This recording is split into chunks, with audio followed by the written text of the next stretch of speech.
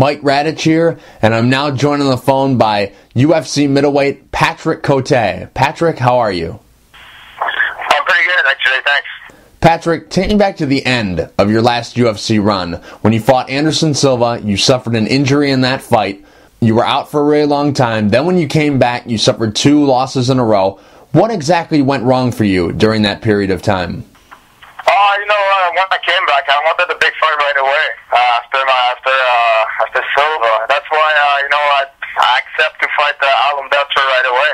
And I think that was a good fight. For the first minute, I was a little bit rough, but after that, I took him down, almost got the Kimura, almost got the submission. After that, in the second round, I was able to find my range, and I was starting to punch him really, really, really hard, and until the fight driver happened. I was winning the second round, but this thing happened, and I lost. And against Tom Lawler, the last fight in the UFC, I did a pretty bad fight. I took the blame, and I did a bad fight, and you know what? I was deserving to get fired after this guy's performance. What exactly do Joe Silva, Dana White, whoever, when they cut you, what exactly did they say to you when it happened? Not a lot of things, actually. They sent me my paper, and they just go on the smaller show and get back on a winning streak and finish guys. That's pretty about it, what they said. They didn't get into detail about, go find some UFC vets and beat up them and, maybe we'll bring you back, or did they give you a time frame of when they were thinking, or it was just when time came? No, they didn't give me any time or something like that. They just said, you know what, there's no hard feeling, but it's business. And you know what, I'm in a good relationship with them, but before they're my friend, they're my boss. So that's that you have to understand that. And I truly, you know what, I understand that. They have a business to run, and they're doing pretty well, actually. 4 fights you won outside the UFC when you were released. What do you think was your best performance of those 4 fights? Yeah, probably the last one. The last one I went to the enemy camp. I went to Brazil, fighting a Brazilian.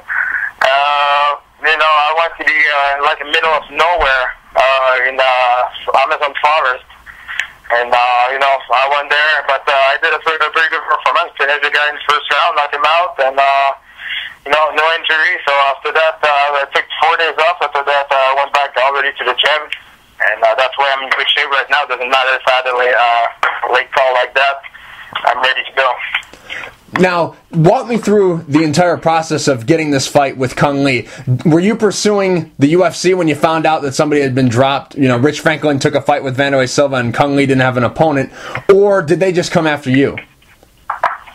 No, listen, the thing is, I knew that I was very close to be back in the UFC. But to be honest with you, I didn't expect to have a big fight like that right away on the probably the biggest card of the year.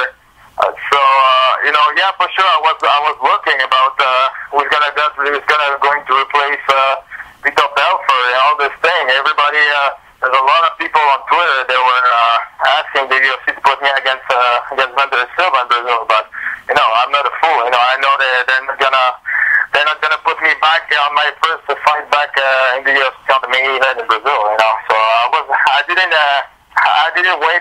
wasn't waiting for that, but I was aware that probably a middleweight guy will jump in and maybe gonna have an empty spot somewhere. But I didn't expect to have a big fight like that right away. A lot of the experts of MMA, they think that this is a very good fight for you against Cung Le. You match up very well with him. Was that a main factor of you taking this fight, or was it just being back in the UFC, whoever they put in front of you, it didn't matter? Doesn't matter. Right now I don't have I'm not in a power and I'm not in a position to choose my opponent. In any way, all my career I didn't do that. I've never chosen any of my opponent. This is the job of my manager, and my job is to be in shape, to be the more rounded as possible, and fight. But against Cung Le, I think we match up pretty well. We like You know, he's a crazy kicker, softball guy, so doing some fancy tricks. But, you know, I have a good guys with me in my training camp. More guys kind of things going to come next week. Good softball kicker, so I'll be ready for his time. You have proven over the course of your career that you will take on all comers. You fought Tito Ortiz. You're a middleweight. He's a light heavyweight. You fought him when you were pulled up when Guy Mesger dropped out. So you've proven that you'll fight anybody. But with Kung Lee, is there anyone that you've fought in the past that kind of resembles him? Because he does have a unique style. Oh, yeah, for sure. But, no, you know what? I have a guy, you know, in my training camp right now. They know him pretty well. They know his style. They are doing exactly the same thing that he's doing. That's crazy how they, sorry, that's crazy how they can be, I can look like him. You know, about the footwork, about the spinning back and all this thing. He's not going to give me, he's not going to bring out something new to me. You know, for his last 4 fights, he did exactly the same thing. Same tricks, same spinning back kicks, spinning back this. But you know what? You're right. He's kind of unique, so I have to be aware about everything. I'm going to have my hands full, but at the end of the night, I'll be the winner of the fight. Watching a bunch of his fights in the past and some of the guys he fought, they never look for takedowns. Is that something that you've seen on tape that maybe could give you an advantage? Because if you look at all of his fights, all the guys that he fought have just stand there and traded with him. You know what? I upgraded a lot my wrestling. You know, that's the thing I did for the last year and a half. You know, I wrestle 4 times a week with the national team now. And I have a new wrestling coach. He went to the last Olympic Games too in China. So, you know, my wrestling is pretty good right now. But, you know, I'm a striker. That's my style. I like to start my beat and exchange. But the thing is, those guys who Kung Lee fought, they don't have any footwork. They don't move. They don't have any head movement. They just stay in front of him, and they ate all punch, all spinning back, and all this thing.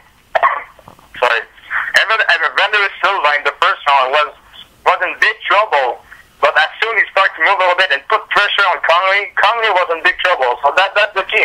You have to fight your fight. You have to put a lot of pressure and not let him take the pace of the fight and give him space to do all these crazy tricks. Is getting inside and clinching up and dirty boxing and kneeing, is that more of a game plan that you would like to inquire? I know you can't tell me your exact game plan, but Vander Silva, when he started doing that, that's when he started seeing results. Yeah, but that's Vander Silva style. You know, he's a brawler. He did that all his life, and he did that very well. Me, I think I'm a better technical striker than Kung Lee. Yeah, he's doing all these spectacular tricks, all these things. But technically, my footwork, my power, my speed of my hands, it's gonna be too much for him. He throws all these flashy kicks, but what do you think of his hands? Do you think they're good? Do you think they're average? Do you think they're bad? What do you think of his striking from the arms up? Okay. You know, the thing is, he surprised a lot of people with his hands because everybody's so aware about his kicks.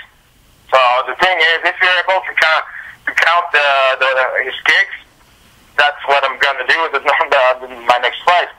So I'm not going to be aware about his hands. You know what? On my feet, I ain't scared of anybody at 185 pounds. And I'm going to prove it again on July 7th. Patrick, this latest season of The Ultimate Fighter just ended. I want to ask you about your experience on The Ultimate Fighter. How did you feel? Did you enjoy the time that you spent in the house? Oh, yeah. You know, if they ask me to do it again, I'll do it. Really? that was a good time, man. Me, you know, I was there for 6 weeks. Now it's 13 weeks because it's live now, but I was there for 6 weeks in a million mansion house, eating whatever you want, and every hour, training twice a day with the best guys in the world. You know, can't complain. We're in Vegas, beautiful weather. You know what? That was a really good experience. A lot of guys say the worst part is no TV, no cell phone, no internet, any of that stuff. Does that not really affect you? No, not at all. You know what? I tell you right now, I've been in the Army for 7 years. I went to Bosnia, I went to Timor, Haiti, so you know what? To be there 6 months, it was a lot more hard than being there this house for 6 weeks. Was it maybe an easier transition to living in that house because you knew a lot of those guys because that was the veteran season and everybody had fought in the UFC before? Yeah, maybe. I don't know. But there were still jackass in the house. You know, right. Nobody was fun or was good guys. Right. But I think it's personal. You know, it's on everyone is different. For me, I took this experience very well, and you know what? I enjoy it very well. I enjoy it a lot. In that season, Matt Serra was getting coached up by Rich Franklin, and he told him to come out on one knee. Have you seen Rich, and have you talked to him about this? Because I remember you were saying, like, oh, well, you know, he gave, you know, this ridiculous advice, and he was only there to scope out the middleweight talent. I remember you saying that. Have you talked to Rich about this? Listen, I have a lot of respect for this guy. You know, super athlete, great guys. There's nothing personal about it. Right. But I still think this advice was really, really bad. You know, right. I never saw anybody doing that in any fight. But you know what? Sometimes, you know, when I don't know if he's comfortable in front of TV or something like that. He just wanted to help. I know. He didn't say that to look bad or look stupid. He really wanted to help. Right. But didn't work. Right. But you never asked him about that, like when maybe you saw him at an event, you never asked him, were you being serious? You never asked him any of that? No. We're not that close. Oh. You know, I know him, I respect him a lot, but we're not that close, you know, for me to go to ask this kind of question. Patrick, real quick before I let you go, do you have any sponsors you would like to thank, and is there anything you'd like to say to the fans? Yeah, you know what, about the fans, you know, I did my part, you know, to win four fights in a row and get back on a winning streak. You know, I did my part to be back in the UFC, but in the other way, you know, the fans did a lot especially on Twitter, you know, they pushed a lot for my comeback. They were starting a rally or something like that, but they were very, you know, I was amazed about that, about the support I received. So I just want to say thank you to all the fans, all the support I received. And you know what? If you want to know what's going on with my next fight, my training camp, all my sponsors, just go on my website. It's PatCoteMMA.com. You're gonna have all the info there. Patrick, thank you for taking the time to talk. I really appreciate it. Good luck July 7th at UFC 148 against Kung Lee. Awesome. Thank you very much.